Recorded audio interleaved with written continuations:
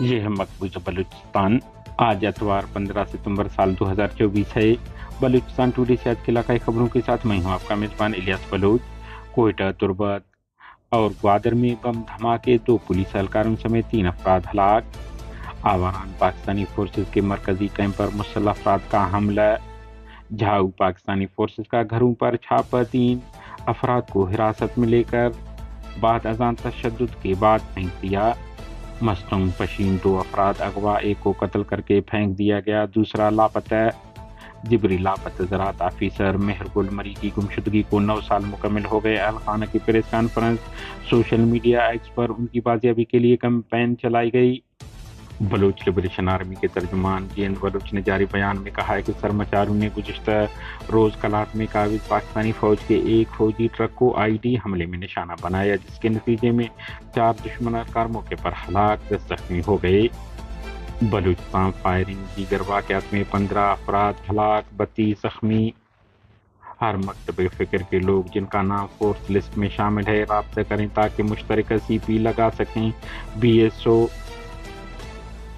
بلوچستان کوئٹہ کے علاقہ کچلاک میں پولیس موبائل کو بم حملے میں نشانہ بنایا گیا، جس میں سب انسپکٹر زین الدین اور سپاہی طاہر ہلاک ہو گئے۔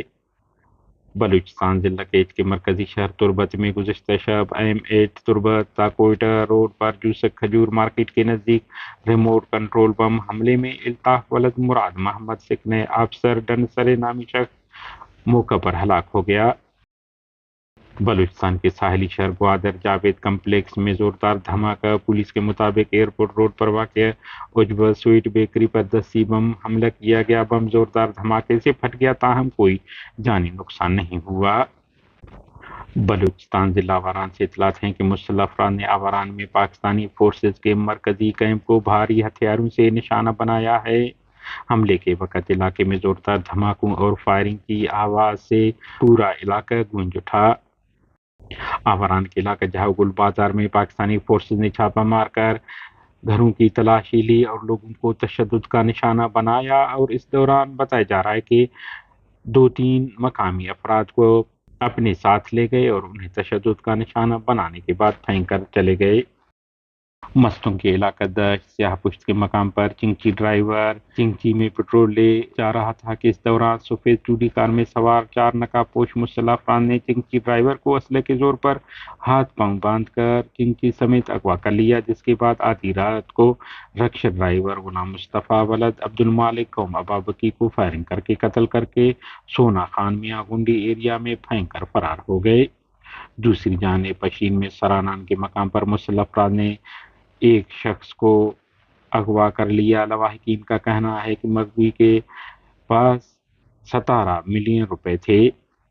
خوزدار کٹھان میں مسلح افراد نے گھر میں گھس کر فائرنگ کر دی، جس کے نتیجے میں 3 افراد ہلاک، 4 زخمی ہو گئے۔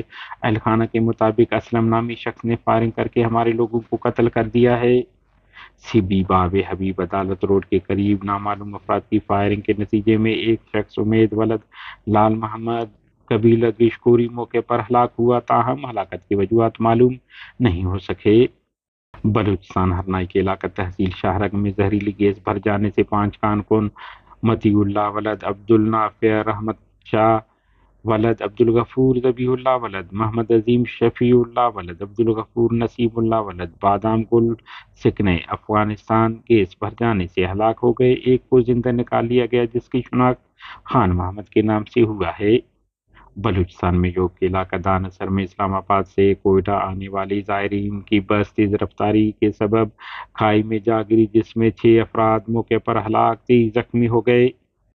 ڈیرہ مراد جمالی میں 2 الگ واقعات میں 10 افراد شدید زخمی ہو گئے۔ ڈیرہ مراد جمالی میں میر جمعہ خان پولیس چوکی کے قریب مسلح افراد نے فائرنگ کر کے لاہور کے رہائشی کاشان علی اور اس کے ساتھی کو شدید زخمی کر دیا، جبکہ دوسرا واقعہ ڈیرہ مراد جمالی جتک چوک کے مقام پر پلاٹ اور مکان کے مسئلے پر سامنے آیا، جس میں عمرانی اور گجر قبائل درمیان مسلح تصادم ہوا، جس میں ایک خاتون سمیت 8 افراد زخمی ہو گئے، جن میں خاتون سمیت 2 افراد کی حالت نازک ہے۔